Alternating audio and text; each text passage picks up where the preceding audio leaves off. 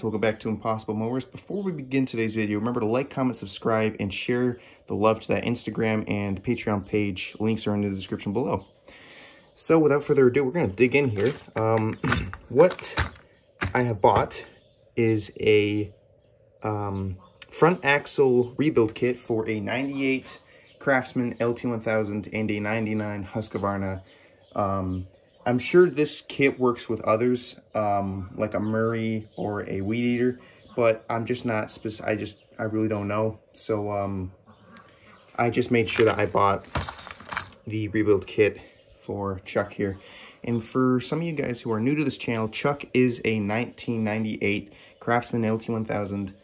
We saved it from a junkyard that my friend gave to me, and we have been doing some lift kit modifications on it. We have it on the jack stands here, and you can see we have the rack and pinion in, and we have the articulation pretty nice. Look how low that goes. It's pretty nice. So when we're rock crawling, that'll help.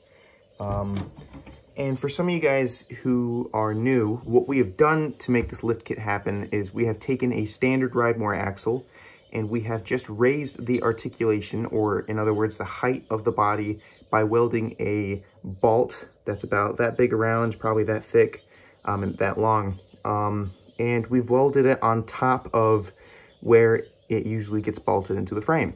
And what that does is it raises the articulation and the height of your mower, so that not only can you cross over rocks better, but you can also get into deeper mud holes. You can rock crawl a lot more intensely, and it does offer a smoother ride. So you do have the option, because it's lifted, to put in a suspension, ARM suspension kit, but I didn't because it's really expensive. It's like 200 bucks for the one I need. There might be a cheaper one out there, but that's what we've done so far with Chuck.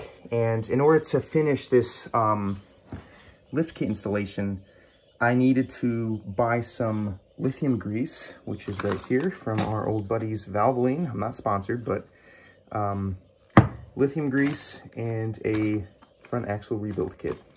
So I'll be showing you guys how to do that. Usually you won't have to install the stuff, but I've been using this thing for such a long time, with the history of this channel, just about 2 years, maybe 3. And with all that mud romping, all these clips, and even this really dried out axle piece here, it just needs a little freshen up. So it's never a bad idea to touch up the stuff every once in a while on your rig. So without further ado, I quit the talk and we'll get right to it. So we have washers, tire clip, and axle clips. Just pour it all out here. All right. These are really nice to have on your mower because they block all the dirt from coming into your axle shafts and stuff.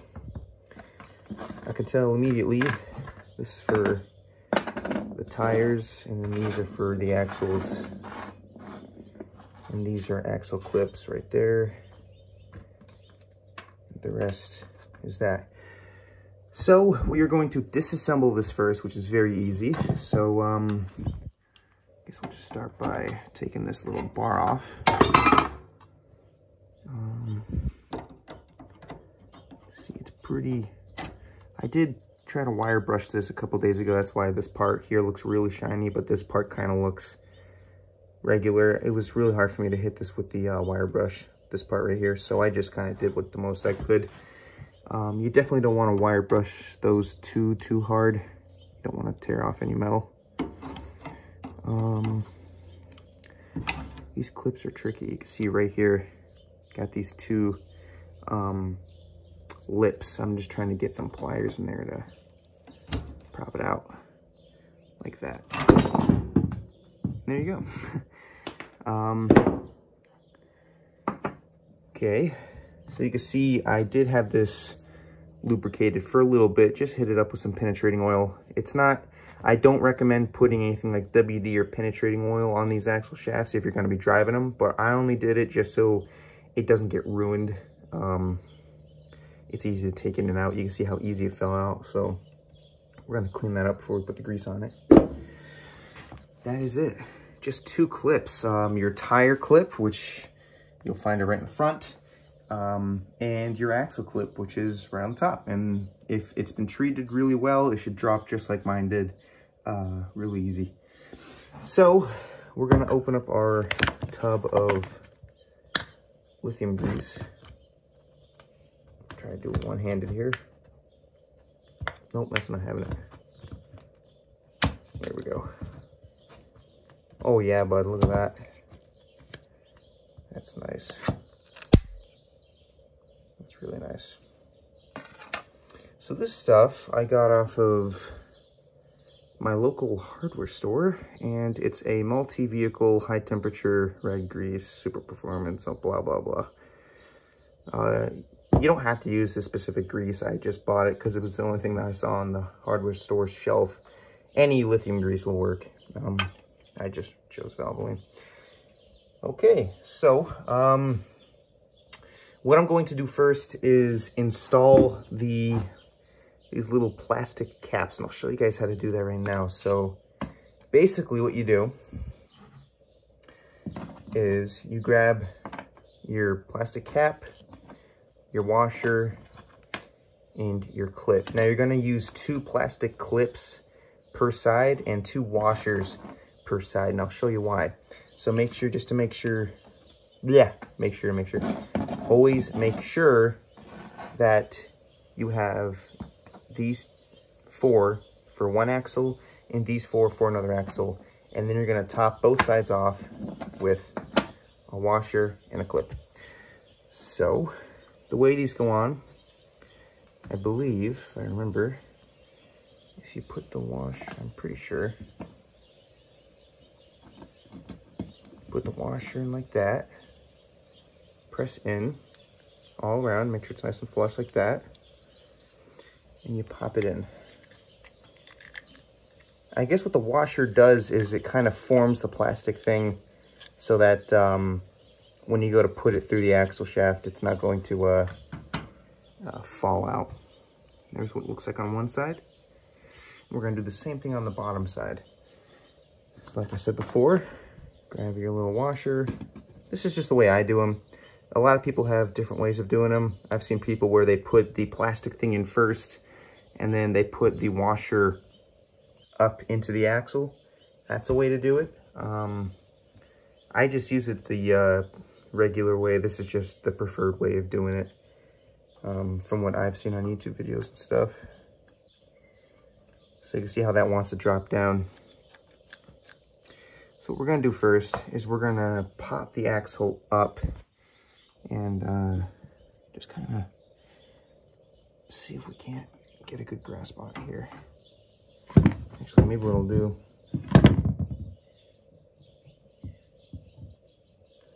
if I can, it's really hard because you can see how this thing just doesn't want to stay up.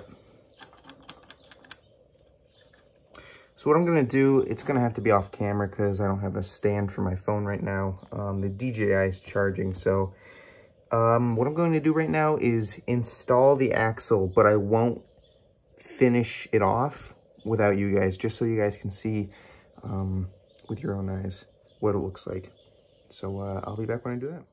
All right, guys, we're back. Got the clip somewhat installed, but I just wanted to show you guys quickly. Remember to always grease your axle shaft before installing it. I forgot to tell you guys that. And what I also forgot to tell you, and I caught myself in the act, I was using the wrong washer.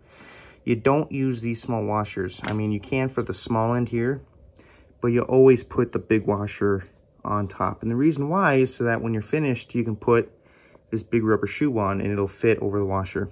And I just wanted to show you guys that. I never like to leave details out, because if there's somebody out there that goes to do a video like this, they check it out, they want accurate information and not false. So remember, grease it first, install it, and then put that big washer on top, not the little washer, and then your clip.